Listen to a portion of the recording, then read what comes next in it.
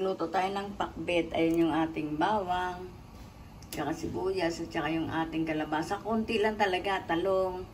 Ang palaya natin marami. Tsaka yung okra, sitaw. O di sahog natin yung ating, may natira akong king crispy ko dito na lechong kawali. Ilan sa sahog natin. Sasabayan natin ng pinsal muna 1 piraso. Binabad ko na to sa kalamansi at tsaka asin lang. O, yan. O, isabayan natin ng prito yung ating gulay.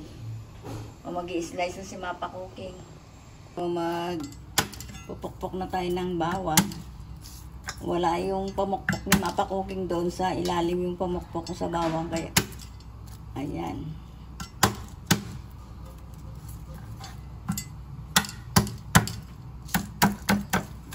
Alisin na lang natin mamaya yung ating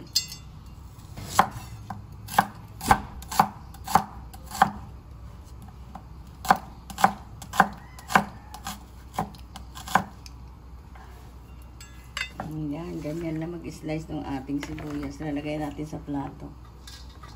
Ito naman yung ating sitaw. Pwede na natin pagsamahin sa kalabasa pag nagisa ako. Sinasabay ko na yung ating kalabasa at saka yung ating sitaw. Ang bilis-bilis na ni Mapa Cooking magluto ng ating gulay. Kasi yung aking nalmaasawa na luto ako ng gulay. Mahilig sa gulay. Kaya po hindi pwede na walang gulay. Kailangan araw-araw gulay. Ano ba, Jinky? Tawag ka ng tawag.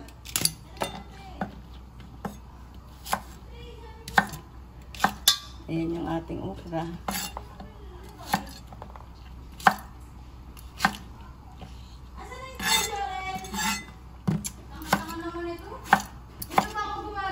Mag-i-slice tayo ng kalabasa.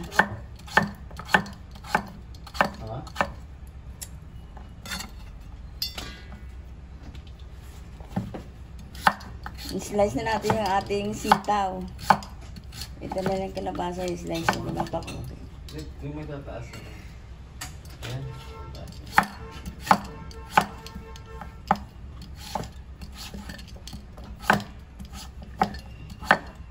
Ang labo-labo ng kalabasa na bili ko. Ayun. Okay. Sige na mo tayo. Para pagkakas niya kutsarahan. Transfer nito, diba? Patuloy mo na ano. Cheese.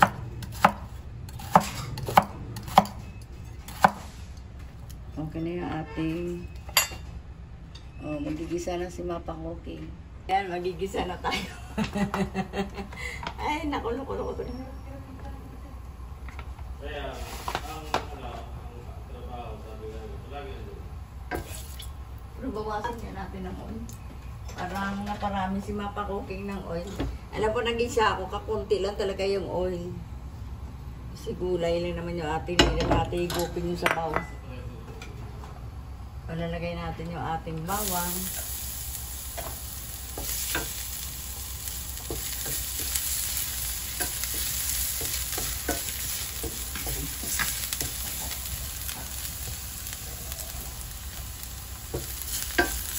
Kunti lang talaga yung ating oil nilagay. Nilagay na natin parang walang-wala naman.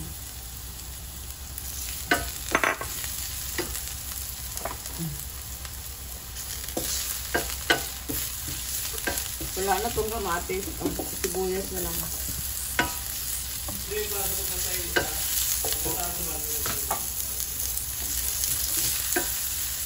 Ayan, sibuyas. Lagay na rin natin ang ating sitaw. Sinugatan na ni Mapa Cooking yan. Wala na siguro tayo ilalagay na ano, kasi lalagay na lang natin ng lord.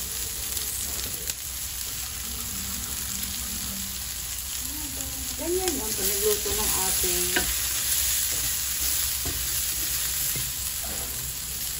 lagyan na natin konti ito. Ayan yung baboy natin, lalagay natin. Kasi nagisa naman na yan. Naprito na yan kapag din natin diubusin. Lagyan natin na lasa.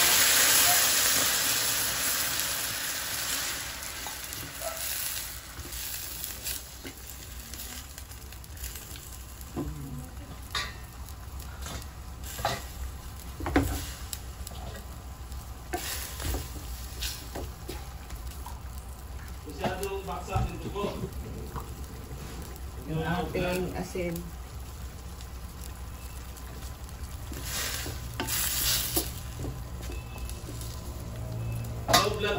Balikan natin ha. O, lagay na natin yung ating okra. At saka yung talong. Dagdagan niya natin yung sabaw para matunti yung sabaw natin. Isang basong sabaw.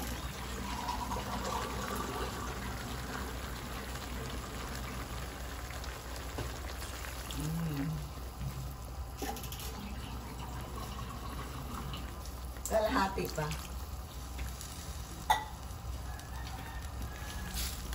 O, gulay yung ating ulam.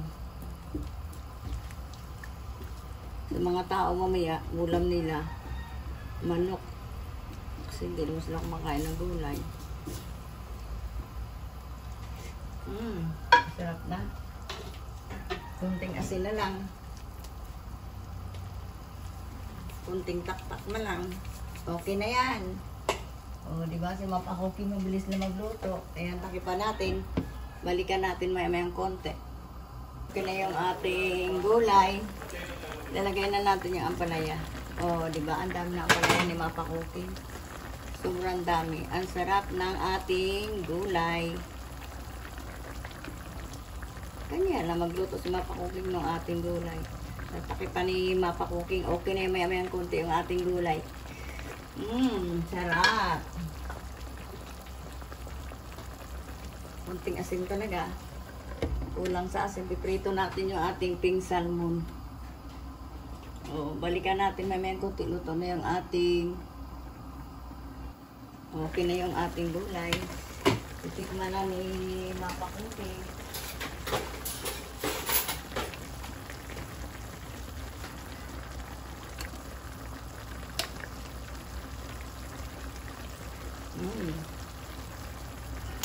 Okay na yung ating gulay ni Mapakoki. Thank you for subscribe kay Mapakoki. Thank you for watching. Ayan yung ating gulay. Ang sarap-sarap. Luto na yung ating gulay. Ayan yung ating gulay. Okay na. Sabayan natin ang piniritong pinsal. Isang piraso na.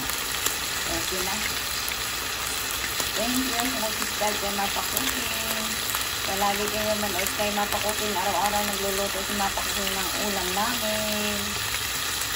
Recipe po dito ngayon, pakbet ni Mapakoki. Like and subscribe. Thank you for watching.